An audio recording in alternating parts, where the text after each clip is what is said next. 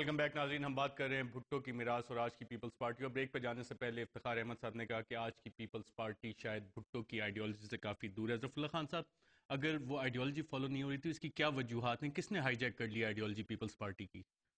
دیکھیں, اس میں ارشد صاحب دو پہلو ہیں جو ہمیں سامنے رکھنا پڑیں گے. ایک تو پیپلز پارٹی جس عہد کا فینومنن ہے, جس طرح 67 میں یہ بنی, وہ عالمی سطح پہ ایک سوشلزم کا لہر کا دور تھا, نظریات کی سیاست کا دور تھا, بڑے رہنماؤں کا دور تھا, اور اس میں اس جماعت نے جنم لیا. اور اس جماعت کی بنیادوں میں جن لوگوں کے خیالات اور نظریات ہیں وہ ایک ترقی پسند معاشرہ بنانے والے لوگ تھے. 70 اور بلکہ 71 میں اقتدار میں جب پہنچی پیپلز پارٹی تو 77 تک اقتدار میں رہی, خاصے کام کیے, ان سوشلزم کی ایڈیالوجی کو بھی اپنائے رکھا. لیکن اگر ہم 77 کے ایام کی تاریخ دیکھیں تو اس وقت بھی ہمیں اس میں دو ایڈیالوجیکل پولز نظر آتے ہیں. وہ جو اوریجنل پول تھا ڈاکٹر مبشر حسن جے رحیم, وہ اس سے غائب تھا, اور کوثر نیازی کی شکل میں ایک رائٹ ونگ ہمیں نمایاں نظر آتا ہے. اس کے بعد تو جدوجہد کا زمانہ ہے پیپلز پارٹی کا, جو تیسرا دور ہے 77 سے لے کر 1988 تک, جس میں ایم آر ڈی کا الائنس بنا تو اس میں بھی کئی طرح کے سیاسی نظریات کے ساتھ سمجھوتا کرنا پڑا, بلکہ ان لوگوں کے ساتھ بھی کرنا پڑا جن کے اوپر شاید جن کے دامن پہ ذوالفقار علی بھٹو کے خون کے دھبے بھی تھے, لیکن ایک جمہوری عمل کو آگے چلانے کے لیے اس پروسیس کو رکھا گیا. اس پروسیس کو اگر آپ سٹریچ کریں, جس طرح 88 سے 2008 تک اپوزیشن اور حکومت دونوں عہد رہتے ہیں, اس میں پیپلز پارٹی کو ایک اور زاویے سے دیکھتا ہوں کہ 31 سال کا عرصہ بنتا ہے 77 سے لے کر 2008 تک, اور 5 سال کی حکومت بنتی ہے. ایک پارٹی کے اندر آپ باوجود اس کی آرگنائزیشنل کوتاہیوں کا ذکر کریں جو کریں, جس معاشرے میں پیٹرن کلائنٹ بیسس پہ پالیٹکس چلتی ہو, ایک سیاسی جماعت 30 سال کے عرصے میں صرف 5 سال اقتدار, اور وہ بھی بندھا ہوا اقتدار, اس میں اگر وہ سروائیو آج کرتی کس ہے. نے باندھا ہوا ہے صدر سر میں زرداری کے ہاتھ؟ کس نے باندھے ہوئے اسی آج؟ کی طرف آ رہا ہوں. آج 2008 کی پارٹی, میں افتخار صاحب سے ایگری کرتا ہوں, بالکل مختلف ہے.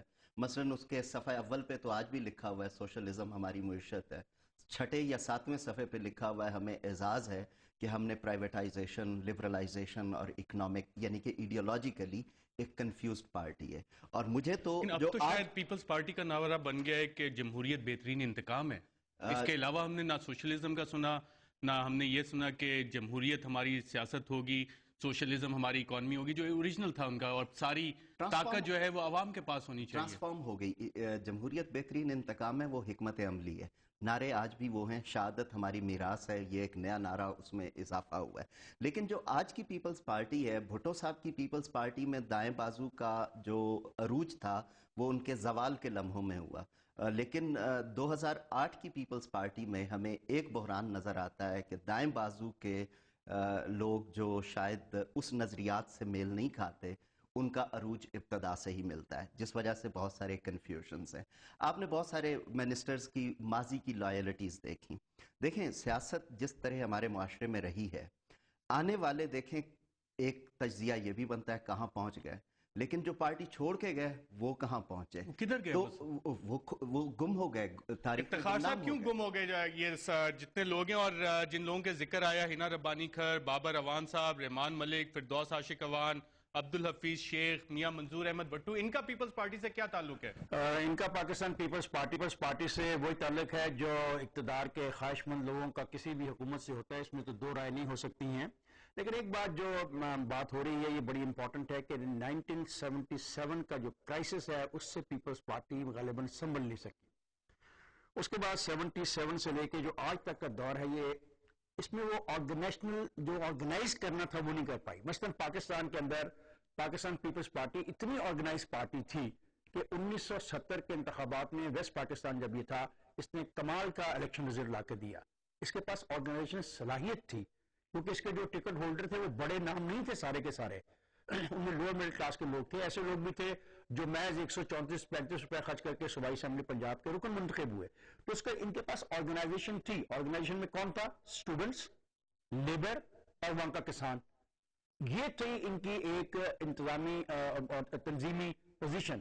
اب بدقسمتی ہے کہ پاکستان کے پاس پیپلز پارٹی کے پاس، میں لاہور شہر کی آپ کو بات بتاتا ہوں، لاہور شہر میں پاکستان پیپلز پارٹی 1988 کے بعد الیکشن نہیں جیت سکی، اور اس کی بنیادی وجہ یہ ہے کہ پاکستان پیپلز پارٹی کے پاس وہ تنظیمی صلاحیت موجود نہیں ہے، اور تنظیمی صلاحیت تب آتی ہے جب آپ نظریات کے لیے جنگ لڑ رہے ہو. اگر آپ بالکل افتخار صاحب، میں یہاں پہ صرف آپ کو پرائم منسٹر صاحب سے ہم نے ایک سوال کیا تھا کہ، اور اسی سے ریلیٹڈ سوال تھا کہ پارٹی کے پاس اپنی قیادت کیوں نہیں ہے، اپنے لوگ کیوں نہیں ہے جن کو منسٹر بنایا جائے، اور اس حوالے سے ہنا ربانی کھر صاحبہ جو کہ آج کل فارن افیئرز بھی دیکھ رہی ہیں، اس حوالے سے سوال کیا تو پرائم منسٹر صاحب کا کچھ یہ جواب تھا. گیلانی صاحب، یہ ایک اور کرٹیسزم آتا ہے آپ کی گورنمنٹ پہ کہ آپ کے پاس شاید اپنے پیپلز پارٹی کے منسٹرز نہیں ہیں. ہنا ربانی کھر صاحبہ مشرف صاحب کے ساتھ بھی کام کرتی رہی ہیں، اور اب آپ کے ساتھ، اور اب آپ کہہ رہے ہیں کہ اتنا امپورٹنٹ پروسیس، وہ ذمہ داری بھی آپ ان کو دیں گے؟ دیکھیں، آپ کو ڈپلومیسی کا میں بتا دوں، اس پہ 80 to 90% از اکنامکس.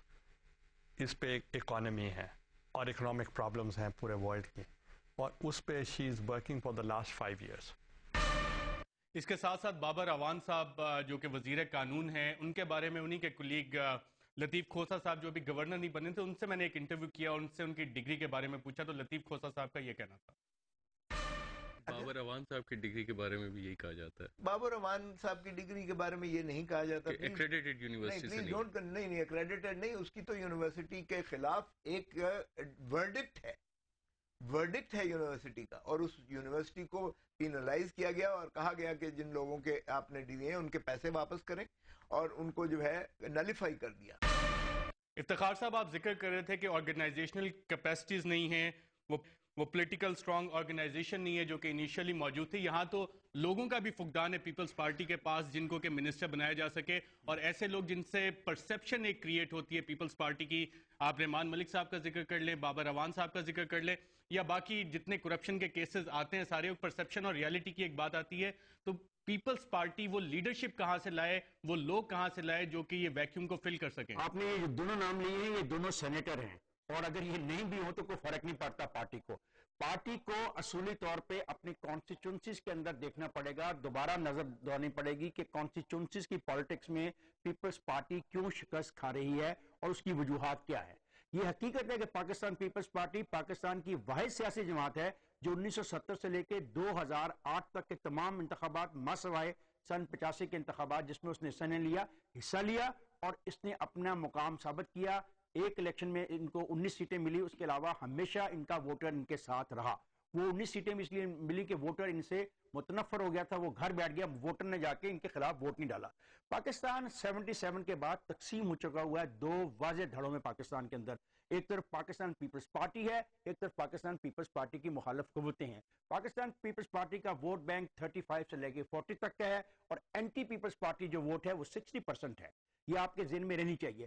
لیکن اگر آپ کے پاس اسٹرانگ آرگنائزیشن کیپیسٹی ہو، صلاحیت ہو اور پارٹی موجود ہو، تو پھر یہ اس پارٹی کے اندر نعرہ ذوالفقار علی بھٹو کا نام اٹریکٹ کرتا ہے ووٹر کو، اور وہ ووٹر یہ لے جا کے پول کروا سکتے ہیں آن دا پولنگ اسٹیشن.